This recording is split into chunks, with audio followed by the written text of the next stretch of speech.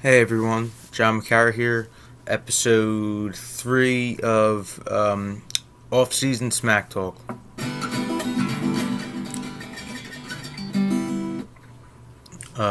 Welcome. The last episode, I talked about the Western Conference. I think the Clippers are the best team in the regular season and in the playoffs. And I think they go to the finals. That's a recap. I think the Lakers are overrated. Um, Jazz are going to be good. Nuggets are going to be second seed. Rockets are going to be right up there. Just last year, the Spurs uh, make the playoffs. At least the Popovich Spurs make the playoffs. Um, I don't know. We got to see what they do in the next offseason, but they look kind of done. Um, and then Pelicans are in the top 10. Just missed the playoffs probably, or, um, you know, probably fall out in the last month. Uh, Mavericks might be higher depending on Porzingis' health. And the Grizzlies are the worst team. I think the Suns will be slightly better. Just because their Booker's like reaching his prime, I guess. I don't even know how old he is. I guess he's 25, 24, 25. He gets double teamed a lot. I'm sorry, I need some coffee. Alright, I'm going to do the Eastern Conference now. And I'm really excited for Eastern Conference because my team, the channel, is named after them, the 76ers. I have a full beard.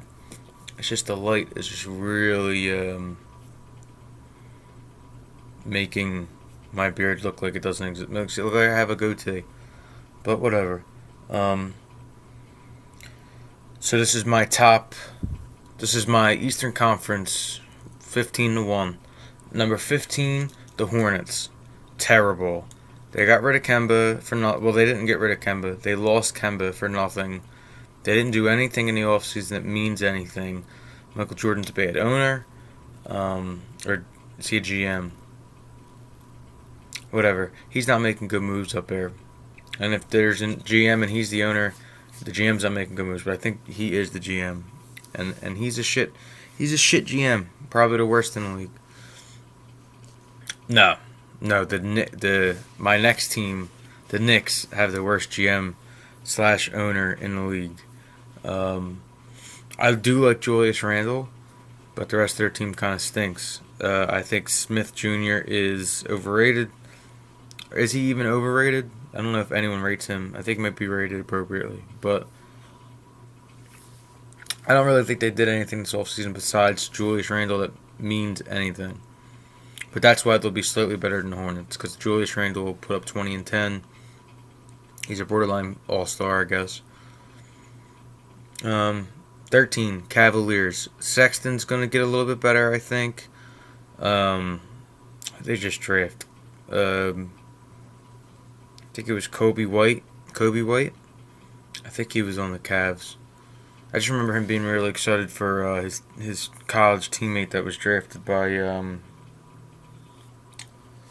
whoever. Hold on. Let's see. Last time I did this, I got an Antonio Brown update. Nope, this is just Bernie Sanders. I'm voting for Bernie Sanders, by the way. Not to persuade anyone from listening to this, but I like Bernie. Number 12, I have the Bulls. I think Zach LaVine will score another 22 points a game, and I think they did make a couple. I like Markkanen. I like Wendell Carter Jr. I think they're all going to grow nice together. They made another move, I think, that I can't remember right now. My cat's sick, but he ate for the first time in like 2 days today, so I'm like on cloud 9 with that, as you can tell in my excitement face. Also, happy birthday to my brother. He's 23 today. The fuck am I doing? 11, the Wizards. Bradley Beal's a really good player, and that really might be all they have, if I remember correctly. A lot of these teams didn't do anything. I think the Bulls did. Let me pause this real fast and look up what the Bulls. Okay, so The Bulls have Kobe White. The Cavs drafted Darius Garland, who I don't think played all college, and we'll see how he is. Bulls got Thad Young, which I like. Yeah, the Bulls are going to be alright. I don't like Chris Dunn. I think he's overrated. Yeah, I like the Bulls. I like Otto Porter Jr. is okay. Hutchinson too. I like Hutchinson. Yeah, no, the Bulls got a nice young roster, and that's why they're 12. The Wizards got Bradley Beal, and that's why they're 11. And number 10 is the Hawks. John Collins and Trae Young are going to be a good tandem in the future, and I think that they're in a similar position with the Kings in the West, where they're young, they're talented, and they're going to be pretty good considering how young they are. But I think they're just not playoffs just yet. But I like them. I like Trae Young's exciting to watch. I liked him in college too. I joined the Trae Young hype train. Watching him play was like, it was like watching a little mini Steph run around, pull up from anywhere. But I think he's a really good passer too. John Collins is a beast. Where we at? Number 9. So, this is before, knowing about injuries and stuff. Just everyone's healthy from what I understand from both of these teams. I think number 9 is the Magic. I think they just missed the playoffs to the Pistons. And I think it's going to be very close. I just think Blake Griffin healthy is really, really good.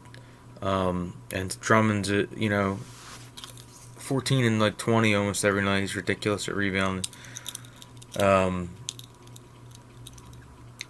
the Pistons kind of stink too. I think that's a toss-up between Magic and Pistons for that 8th spot. Because, like I said, Vucevic is really good, but he can't be the best player on definitely not a contender, but barely a playoff team. They barely made it last year. Did they barely make it? I think they were 8th and Toronto was 1st, right? No, Bucks were 1st, so they must have been 7th because they played Toronto in the first round. Well, anyway, Magic 9, Pistons 8. As long as Blake Griffin, Blake Griffin has a lot of injury problems though, but I'm sticking with my guns. 8 Pistons. Number 7, Miami Heat. Jimmy Butler's good enough to get them into the playoffs. Dragic is okay. They did some more shit, but they never make any sense to me, the Heat. And Jimmy Butler going there doesn't make any sense to me, especially if the Sixers offered him a max. But I'm not butthurt. I like our team now, but Heat number 7. First round exit easily. Number 6, Toronto Raptors. Even though Kawhi left, I don't think anybody else really left on that team. Kyle Lowry's still a good player. Marc Gasol's still a good player. Who the fuck else is on that? Siakam. If he even steps up a little bit more, he's an all-star. Raptors number 6. Number 5, the Nets. I like the Nets team. Even though they have Durant, he's not playing this year most likely, so it's just going to be Kyrie. But I like LeVert. I like Allen. I like... Who the fuck else is on the team? They were fucking annoying. Dimwittle. They were annoying to play. Even though we won 4-1, Sixers won 4-1 in the playoffs, they were still annoying to play. So, Nets number 5, because Kyrie is just a little bit better than D'Angelo Russell. So I think that he'll move up. What team's D'Angelo Russell on? I don't remember. Oh, the Warriors. Oh, I fucking maybe forgot to mention that. I still keep them at 7, the Warriors, just because Thompson's hurt. But I forgot to mention the Warriors had D'Angelo Russell. I think I forgot in the last video. I think the Blazers are still slightly better without Clay. They have more depth, but that's going to be a lot closer than I thought. Number 4, the Celtics. I don't like the Celtics. What else did I say about the Celtics? I like Kemba better than Kyrie. I don't think Kemba's a better player than Kyrie, but I like Kemba better than Kyrie. He might match the team a little bit better. I don't know. I just don't believe. I think Tatum's a good player. I don't think he's as good as people say. Jaylen Brown hasn't really done. Jaylen Brown kills the Sixers, but like the rest of the league, he's like just okay. I like Marcus Smart a whole bunch. I wish he was a Sixer.